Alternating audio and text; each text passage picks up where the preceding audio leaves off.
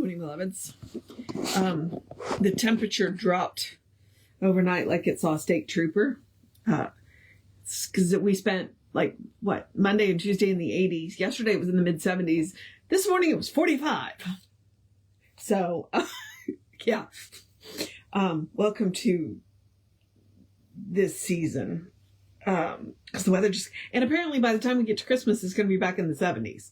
So we're just going to enjoy and it's going to get up into the low to mid 60s today. So it's not like it's cold. I know where I live. So I was talking to my UPS driver and he was like, yeah, the rainy season is coming. So, which he's right. The rainy season is coming. January and February, it tends to be really wet down here.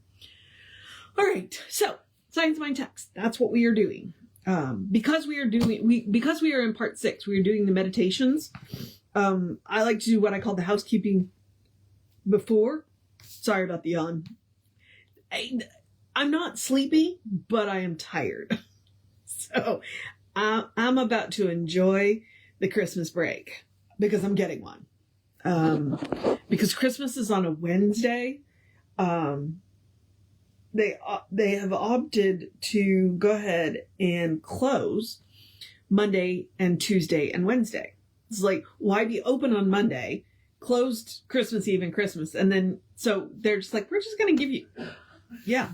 And so the only thing I want to do, and I may or may not do it, is clean my pantry out. There's a couple of other spots in my house that could use a little attention, whether or not I do any of that. So, all right. So, housekeeping. We're just reminding you that we are Creative Life Spiritual Center, okay? So, if you want more information about the center, there are a couple ways that you can do that. 1, the website, creativelife.org. 2, constant contact email. You get 1 email a week, tells you what's going on basically for the week and the month. And the hot links are hot. If it says click here now, it'll either take you right to the information that you want or to the person that can help you get it. So there's that. And then, hang on. Did I tell you the email? Probably not. info@creativelife.org. I was just thinking, wait, before I move on, I should make sure that I tell them the email. So that is the email. info@creativelife.org. We also ask you to engage with our social media. We do not monetize our social media for a variety of reasons, one of which being we don't want you to have to watch ads in the middle of meditations. The ads have been really annoying lately on Facebook, and I'm just like they're in the middle of this song and he's about to hit and the ad comes on and I'm like, no. So, yeah, ad culture. Ooh, that's a whole different so we don't monetize them, but we do ask you if you would be so kind to like, subscribe, follow, comment, and share. It bumps us in the algorithms and we'd appreciate it. So we are Creative Life Spiritual Center on Facebook and Facebook and YouTube. And then we are Creative Life Spark on Instagram, TikTok, and Threads. Yeah, Instagram, TikTok, and Threads. We do not have an X presence, formerly Twitter. We will never have one.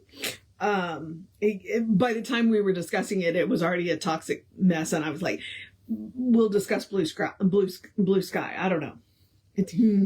I'm not the wordy person. Like, I talk a good game, but writing it out, So, we want a blue sky. We need somebody who likes to write to do that. So, but there's that. All right. Now, I'm also on the social medias. I also do not monetize my social media. And I am the running Rev Ryan on the social media. Honestly, if you go and look at most of my social media, it's the same stuff you're seeing on the Creative Life because I share it. I like to share the same stuff. So, yeah, there's that. Okay. What was I about to say? I don't know, but here we go.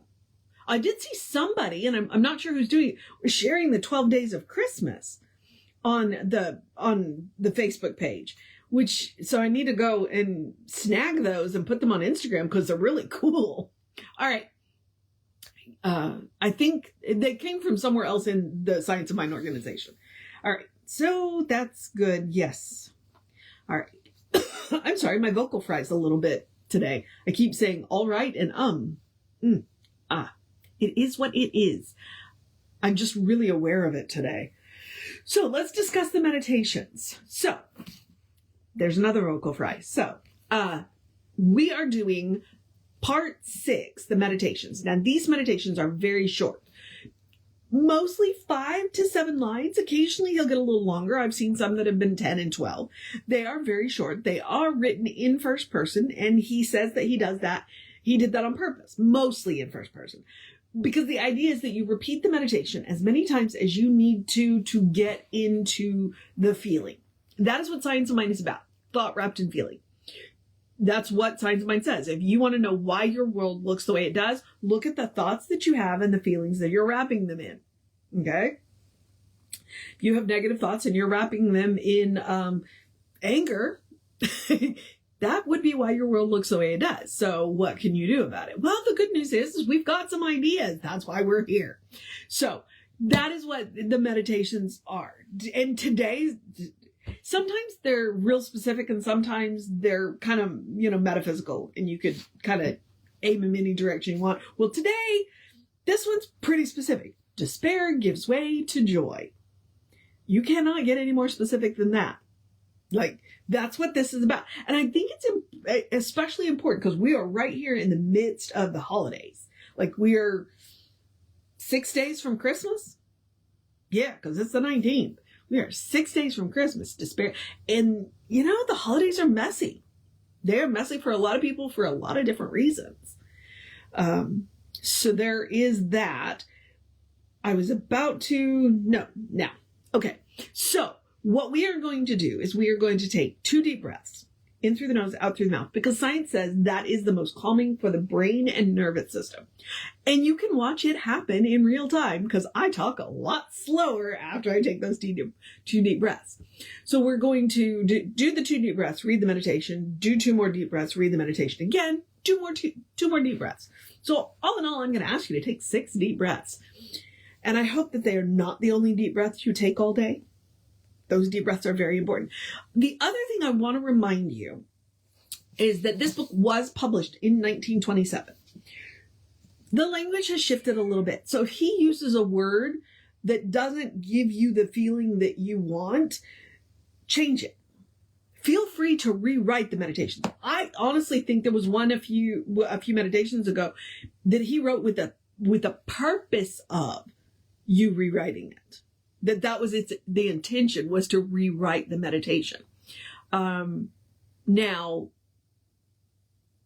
and I change words. Like the one I did yesterday, I did end up changing a couple of the words, but then there was one, because I can do it on the fly. Like, I'm pretty good at substituting words, but yeah, there was one I was just like, I don't know how to. So, like yesterday's was a good meditation, but there were 2 or 3 words in there that I was like, you know what? So if I was going to reuse it, I would rewrite it. So let's get into this one and see what this one's going to look like. Cause you know what? Sometimes the titles make me nervous and then they end up being really amazing. And sometimes the titles are kind of innocuous and you're like, wait, what did I just read? Ernest, most of them are really good. And every now and again, there's one like, what? Okay. And then I have to remember the book was published almost 100 years ago. So, all right. We are, despair gives way to joy. Okay. So let's take that nice deep breath because I just started it, right?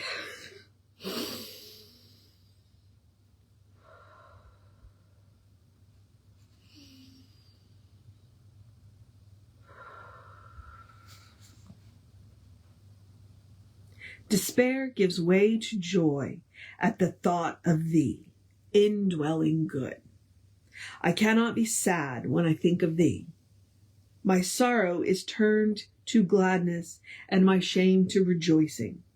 My tears are wiped away and the sunlight of the Spirit shines through the clouds of depression and lights the way to heaven. Thy joy has made me glad.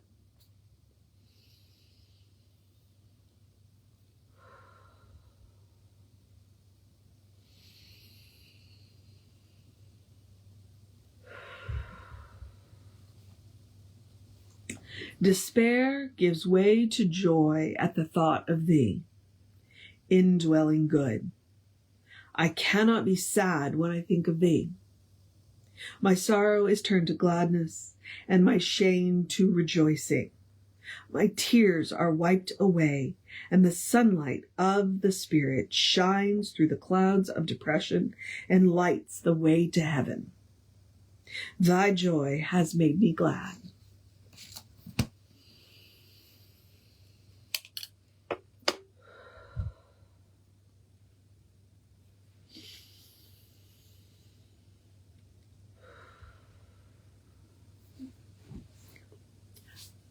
I didn't know what to expect with that one. And honestly, that one was almost a love poem. Almost a love poem. Probably you could go ahead and say it was a love poem to Spirit. And I think that that one would bear some pretty serious repeating. So, you know, if you're in that place,